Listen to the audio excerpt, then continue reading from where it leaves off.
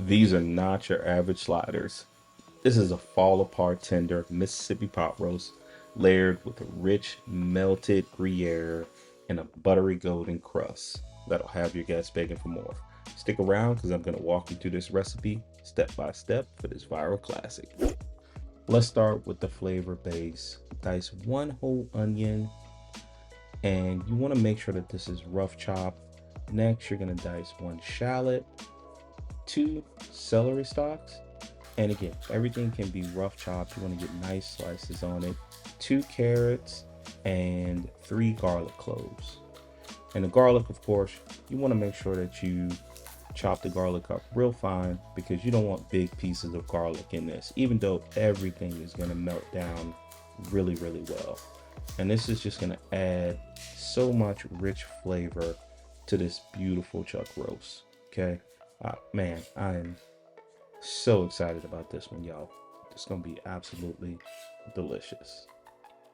Next, I'm going to season the chuck roast with some fine salt and also some pepper.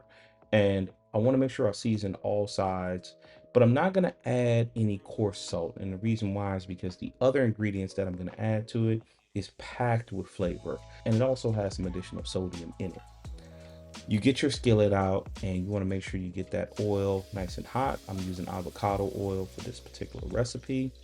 And you want to sear each side of this delicious roast, okay? And look at that. That's exactly what you want. Man, I love the way that sounds, that sizzle, that crust. Ah, so on point. You get that seasoned up, like I said, on each side, and then you're going to get it directly into your crock pot. So folks, this is one of those dishes that you're able to set and forget it, and it's the best way to come home when your house is smelling like a delicious roast. Once I got the roast put in the crock pot, I add in my mirepoix, which is my onions, my shallots, my celery, and also my carrots. And you want to make sure you cook that down just until it's translucent before you add in your garlic. Okay. And the garlic, of course, cook the garlic until it starts to perfume and just give it a few minutes. You only need to cook this for about 5 to 7 minutes or so before you add in some ranch seasoning. Okay. It's a kicker here, I'm telling you. A little bit of au jus seasoning, and some people may have seen similar recipes on social media as well. And then also some brown gravy. And I got the reduced sodium brown gravy, followed by some low sodium beef broth. And once I got my ingredients in there, what you want to do is get it all incorporated, get it mixed well. This is a good time to take out your whisk and just really get that to incorporate together. And you let that gravy start to develop, and oh man, that's what you want right there.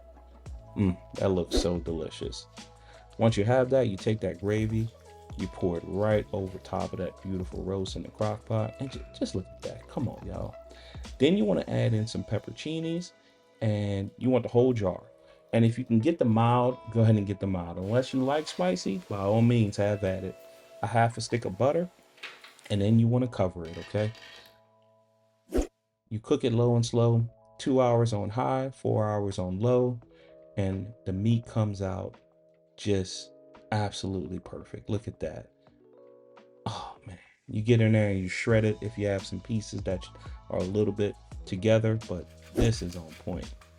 Now we get to the cheese. We gotta have that melty, gooey, ooey, however you want to say it on this one. So I got some Gruyere cheese that I got grated up nicely. Bring out the King Hawaiian rolls, and you want to slice right down the middle, preferably evenly if you can. Then you take that meat with all the juices, the veggies, everything, you put it right on top of that King's Hawaiian roll. And I mean, my mouth is absolutely watering right now. And I'm telling you, this is one of those that it's time involved, but it's worth the reward, I promise you. Spread that Gruyere cheese right on top, and you want to finish this with some good old-fashioned American cheese, okay? And I'm using white American on mine. And just want a couple slices. I had 3 slices of cheese. I took one, I just cut it in half, put it on there perfectly. And then you want to bake this in the oven. Baste it with a little bit of butter, and it's only going to cook in the oven for about I would say 7 to 8 minutes, or really in just until the cheese is melted.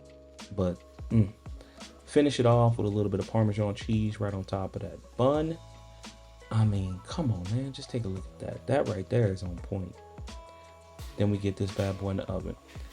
And the oven is heated to 350 degrees, okay? Just so everybody knows. And then when it comes out, baste it with a little bit of garlic butter. And this is ready. Y'all have to try this one. Enjoy. Before we finish this dish, I want to give a quick shout out to today's sponsor, SquidX Media. If you're a content creator like myself trying to stand out in a sea of videos, photos, and algorithms, these are the folks you want in your corner. They specialize in helping creators grow their brand with killer media strategies, stunning visuals, and real results. Whether it's YouTube, TikTok, or the gram, SquidX has you covered.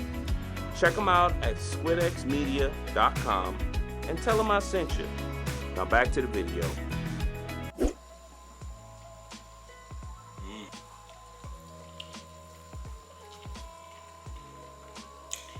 Delicious. Worth the time to wait to go ahead and use the crock pot.